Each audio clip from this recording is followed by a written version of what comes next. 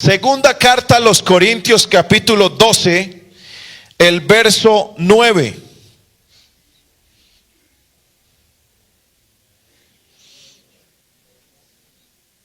Yo quiero que usted lo tome para usted mismo, por favor. Porque estas son palabras del Señor, nuestro Dios. Y me ha dicho: bástate mi gracia, porque mi poder se perfecciona en la debilidad. Por tanto, de buena gana me gloriaré más bien en mis debilidades, para que repose sobre mí el poder de ¿quién? El poder de Cristo. Bástate mi gracia. Puede sentarse. Bástate mi gracia.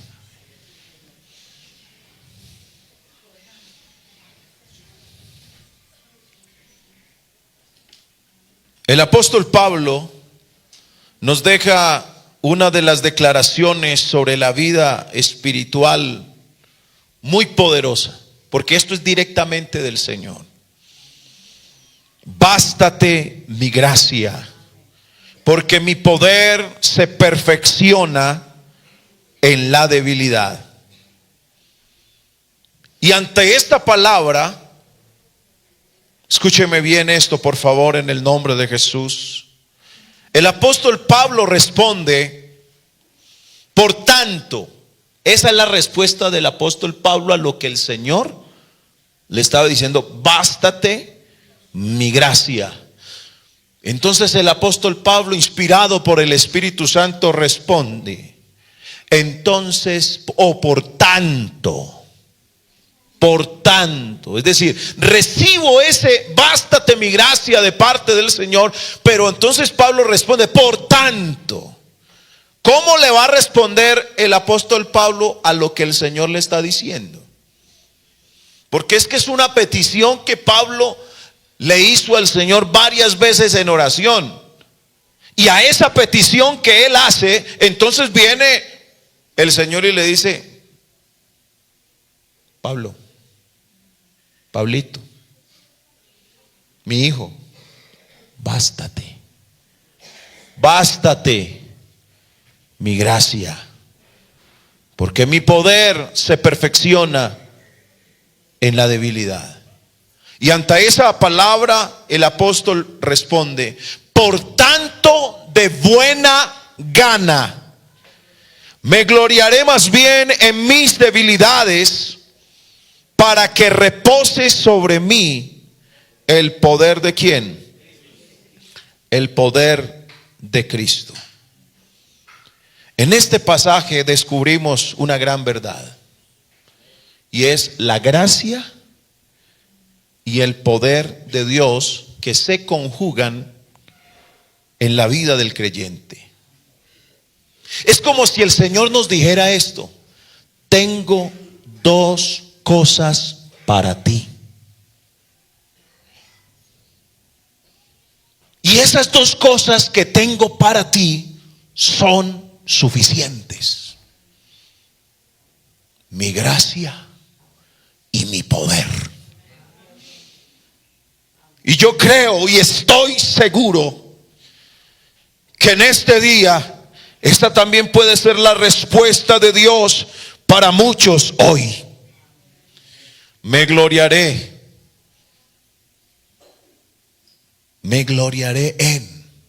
¿en qué se va a gloriar el apóstol Pablo? Pablo tenía dos caminos delante de sí. Por un lado tenía la grandeza de las revelaciones que había recibido, porque Pablo había recibido grandes revelaciones de Dios, ¿verdad? Pero también tenía otro camino, y era la debilidad, que representaba en su vida un aguijón. Él tenía que decidir de qué gloriarse. Y creo que el apóstol Pablo escogió bien, que él no se iba a gloriar en sus experiencias extraordinarias. Y muy bonitas las experiencias que todos tenemos en Dios. Pero Pablo no escogió el gloriarse en sus experiencias extraordinarias, sino en la dependencia de Dios. Muchas veces nosotros le pedimos al Señor lo que deseamos, pero Dios responde con lo que realmente necesitamos. El apóstol Pablo pidió 3 veces que el aguijón fuera quitado. Mire lo que dice la segunda carta a los Corintios, capítulo 2, el verso 8. Respecto a lo cual 3 veces he rogado al Señor que lo quite de mí. ¿Cuántas veces pidió el apóstol Pablo? Pero ¿qué hizo el Señor? El Señor no le cambió la circunstancia al apóstol Pablo. Le reveló una gran verdad y le dijo: Pablo, no le voy a dar lo que usted me está pidiendo, pero te voy a revelar una gran verdad. Mi gracia es suficiente para ti. Esto nos enseña que Dios no siempre cambia las circunstancias, sino que a través de las circunstancias Dios quiere cambiarnos es a nosotros. El poder de Dios, escúcheme iglesia, tiene una característica especial, y es que se perfecciona en la debilidad. No se manifiesta plenamente en el que crea fuerte, sino en el que reconoce su necesidad delante de Dios. Es que el débil depende siempre de Dios. El débil siempre buscará la ayuda de Dios. El débil se humillará siempre delante del Todopoderoso. Y esa es la dependencia en la que el poder divino de Dios se manifiesta a través de su bendita gracia. Dice el verso 10 del capítulo 12 de la segunda carta a los Corintios. Por lo cual, mire la afirmación que hace el apóstol. Por lo cual, ¿por amor a quién? Por amor a Cristo, me gozo en las debilidades, en afrentas, en necesidades. ¿Cuántos han tenido necesidades? Puede que alguien tenga una necesidad ahora. Pero él dice: por amor a Cristo me gozo en las debilidades, en afrentas, en necesidades, en persecuciones, en angustias. Porque cuando soy débil, entonces, yo quiero que la iglesia lo diga, porque cuando soy débil, entonces soy fuerte. Este testimonio nos recuerda que la gracia de Dios es inagotable. Podemos decir entonces que es gracia sobre gracia. Hermano, Dios nunca se quedará sin recursos. Él nunca, hermano, se le va a agotar sus recursos para sostenernos, para darnos de su providencia. A Él nunca se le acaba, porque Él es una fuente inagotable. Yo no sé si Él sea el apoyo de su vida, pero Él es el apoyo de nuestra vida. Él está a favor de sus hijos. Él está a favor de nosotros. Su ayuda y su bendición siempre llegan a tiempo. Bástate mi gracia. Todos hemos vivido momentos en que las circunstancias parecen que nos sobrepasaran. Pero es precisamente allí donde cobra vida la promesa: bástate mi gracia. Esto no es una frase de consuelo superficial. Esto es una verdad irrefutable. Hay un texto que en lo personal a mí, cada vez que yo lo leía, yo decía: ese texto, ¿qué es lo que quiere decir? Y está en la segunda carta a Timoteo 2:1, porque el apóstol Pablo le dice a Timoteo: esfuérzate en la gracia. No se me vaya para Josué. Tú pues, hijo mío, esfuérzate en ¿qué? Dice, esfuérzate en la gracia que es, ¿en quién? Que es en Cristo Jesús. Mire ese texto, y la pregunta que yo me hice fue: ¿cómo puedo esforzarme en la gracia? Y la conclusión es poderosa. Es no sacar fuerzas mías, es sacar fuerzas de la gracia de Dios. Aleluya. Es encontrar en la gracia de Dios el impulso que me ayude a avanzar. Porque uno a veces, hermano, no se queda como paralizado, como que no le dan fuerzas para avanzar, y a veces como que no tiene el aliento suficiente para seguir, y uno dice: hasta aquí llegué, ya no doy más. Pero el Señor en esta mañana nos dice: esfuérzate en la gracia, es decir, toma fuerzas de Dios para que te impulse a seguir.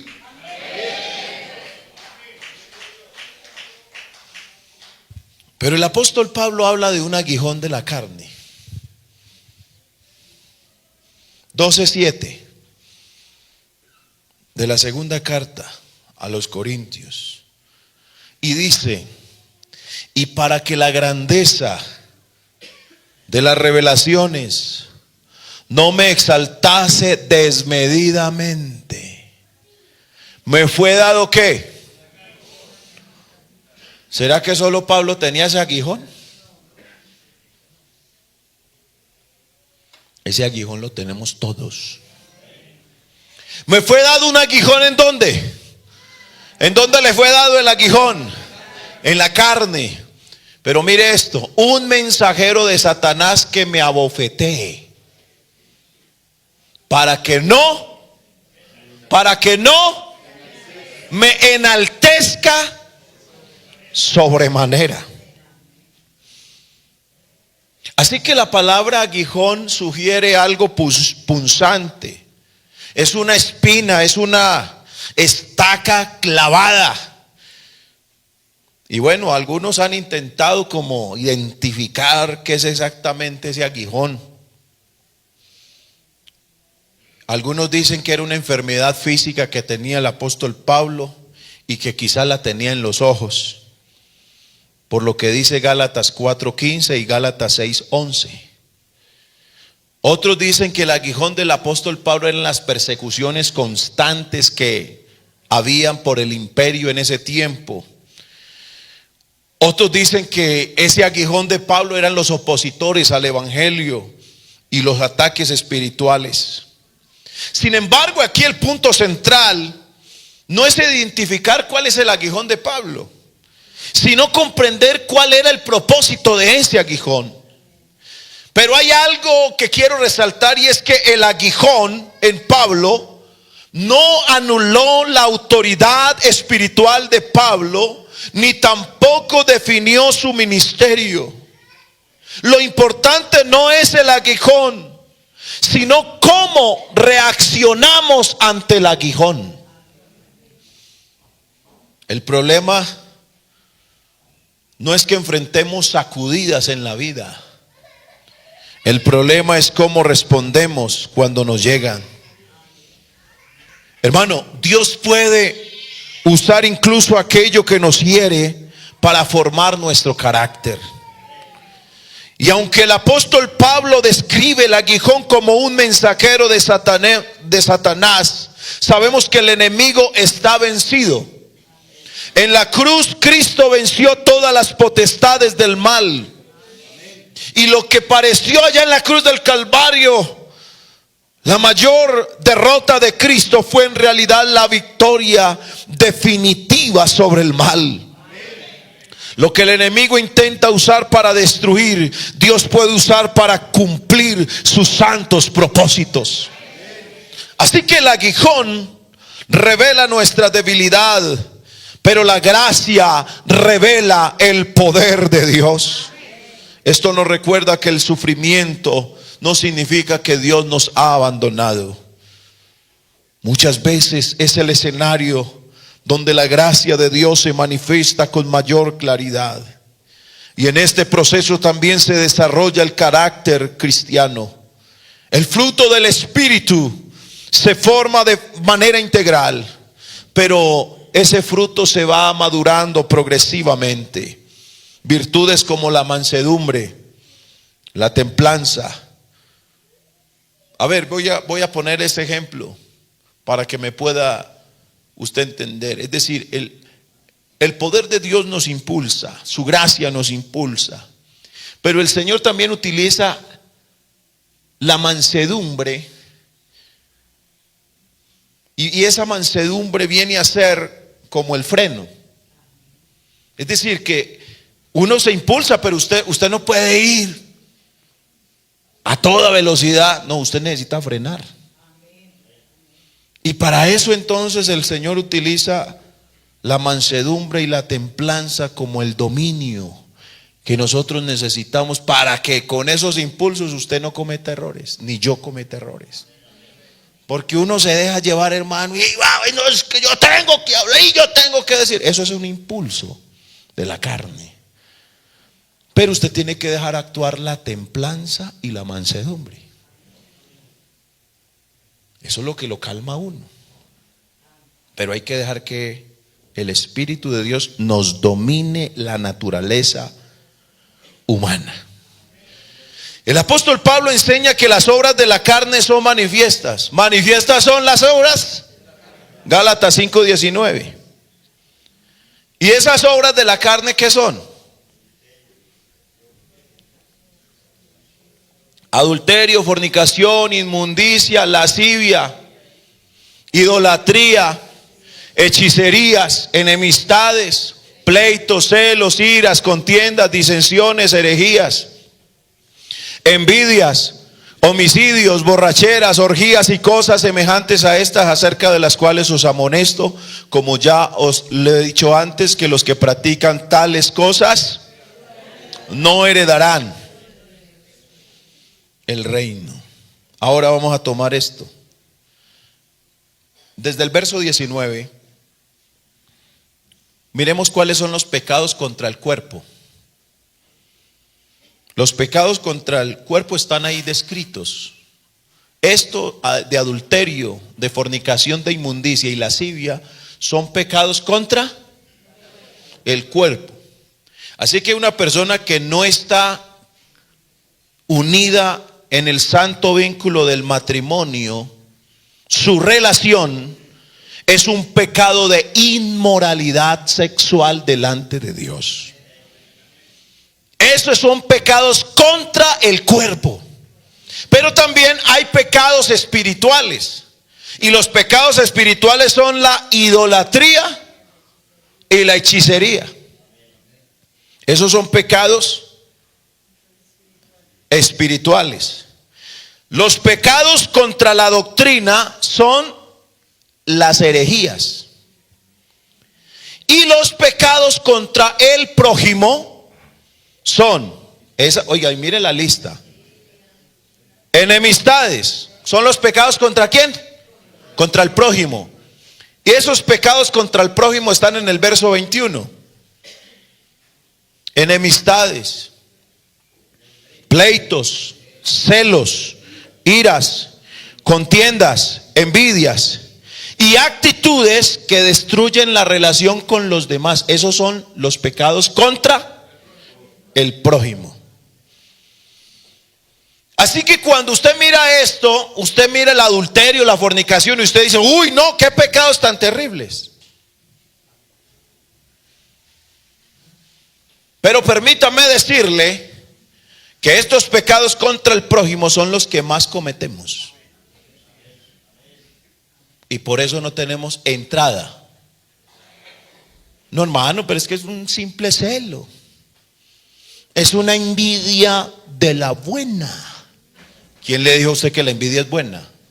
No, es que la envidia es un pecado. Los pleitos, las enemistades, las iras, son actitudes que destruyen la relación. Y eso empieza, hermano, en la casa. Y se desarrolla aquí en nosotros como cuerpo de Cristo. Así que no minimicemos ese pecado. Un pecado contra el prójimo que usted no haya perdonado no le permitirá entrar al reino de los cielos. Y yo le pregunto en esta hora, ¿cuántos queremos irnos para el cielo? Yo estoy seguro que todos vamos a levantar la mano. Pero de los celos, las iras, y yo no he arreglado eso, me quedo. Todo lo que usted hable en contra de otro, todo lo que usted hable hablando mal de otro, eso le interrumpe a usted la bendición para entrar al reino de los cielos. En el Getsemaní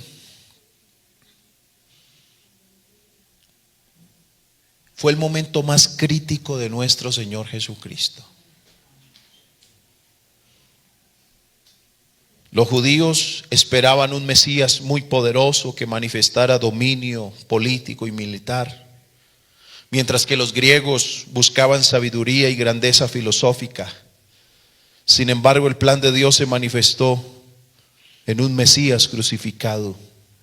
Y aquella escena parecía una derrota, parecía debilidad, parecía fracaso. Precisamente en esa aparente debilidad se produjo la mayor victoria espiritual de la historia, la salvación de nuestras almas. Y hay una mujer que escribió cerca de 8,000 himnos cristianos. Pero esa mujer, cuando apenas era una bebé, quedó ciega debido a una mala práctica médica. Y en una ocasión alguien le expresó: ay, qué lástima de esta mujer por haber vivido toda su vida sin poder ver. Pero ella respondió de una manera convincente: si tuviera que pedir algo al Señor al nacer de nuevo, podría nacer ciega otra vez. Porque el primer rostro que vería sería el de Cristo resucitado. Cada uno de nosotros enfrentamos momentos muy difíciles. Y uno a veces cree que lo que uno está viviendo, nadie más lo está viviendo. Y de pronto a veces uno se siente incomprendido. O a veces usted mismo siente que su dolor no es comprendido por nadie. Y a veces pensamos que no valemos nada y nos llegan mensajes en los cuales nos pueden hacer sentir que no le importamos a nadie. Mira, faltaste a la iglesia y nadie te llamó. Faltaste al culto y nadie te tuvo en cuenta. Y claro, el enemigo utiliza la enfermedad y todo ese tipo de cosas, circunstancias difíciles. Y de pronto no tienes con qué pagar la cuota de la deuda, y ya llegó el arrendo, y ya llegó los servicios, y de pronto no alcanza aquello que tienes en casa. De pronto se recrudecen las relaciones familiares, y a veces como que un problema llama a otro, y esto como que se va multiplicando, y uno dice: y bueno, ¿y Dios dónde está en todo eso?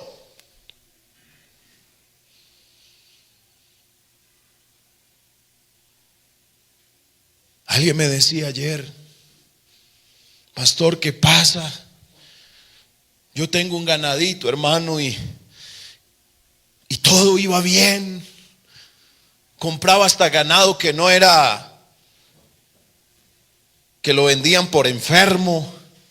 Pero hermano, yo oraba por esos animalitos y cambiaban y daban leche, y ahora las cosas iban de un momento a otro económicamente en abundancia, pero de un momento a otro todo se vino a pique.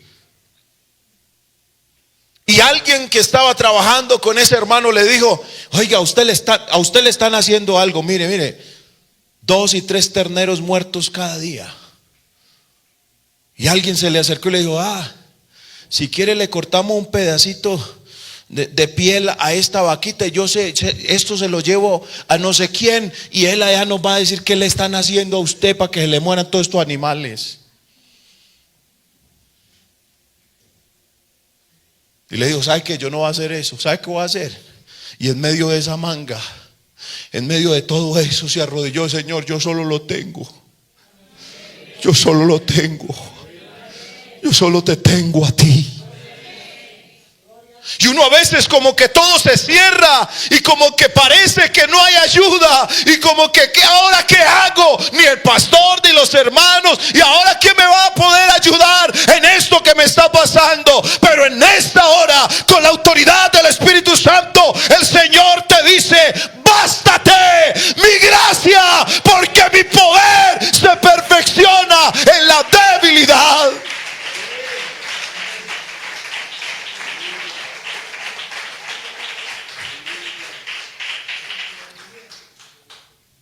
¿Qué dijo Jesús en el Getsemaní? Pasa de mí esta copa. La copa de la prueba no la queremos tomar.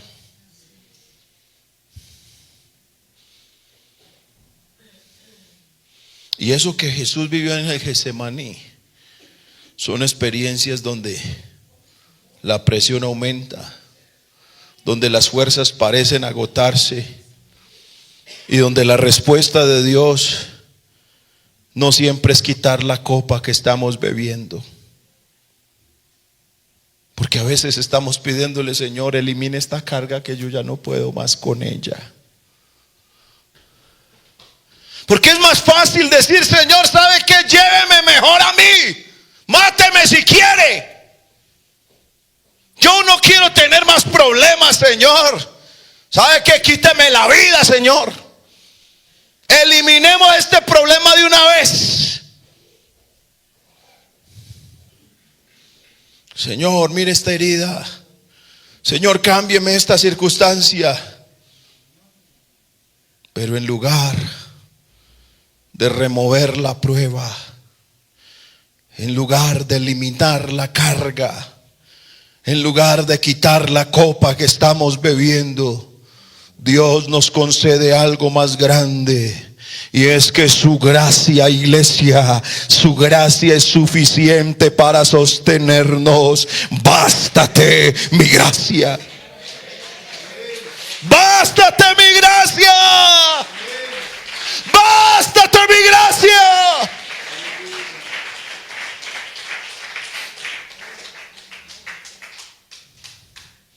Dios nos quiere cambiar. Hay cosas de nosotros que no están bien para Dios, y Él tiene que utilizar. Hermano, vea, lo que usted no recibe en la palabra, cuando el Señor le enseña, entonces Él tiene que utilizar la circunstancia. Porque, sí, hermano, sí. ¿Cómo estuvo el culto? Uy, qué bendición. Uy, y la palabra, uy, qué palabra tan hermosa. ¿Y cuál fue? No, fue muy linda.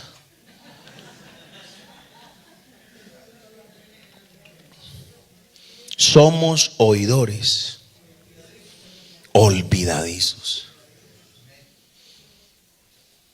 Porque volvemos y nos parece que la mentira no es pecado, y seguimos diciendo mentiras, y seguimos teniendo enemistades entre nosotros. Y allí está fulano de tal, y entonces como ese es fulano de tal, él me la hizo un día, entonces yo busco la manera de hacer tiempo acá para no saludarlo, porque hay una enemistad ahí. Mire, hermano, yo no le vine a sobar aquí el pecado a nadie. Yo en esta mañana, con la autoridad del Espíritu Santo, le digo: si usted quiere cielo, hermano, tenemos que sacar de nuestras vidas pleitos, enemistades, celos, ira, todo eso. Si no vencemos eso en el nombre de Jesús, hermano, entonces la circunstancia seguirá al doble, porque no hemos aprendido la lección.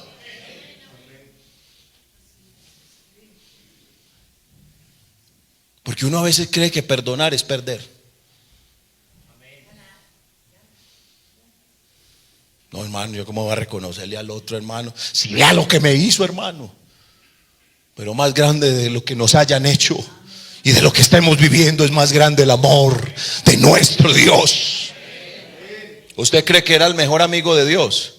Éramos enemigos, pero Él en la cruz del Calvario, Él no profirió juicio contra nosotros, sino que con sus manos extendidas dijo: Padre, perdónalos, porque no saben lo que hacen.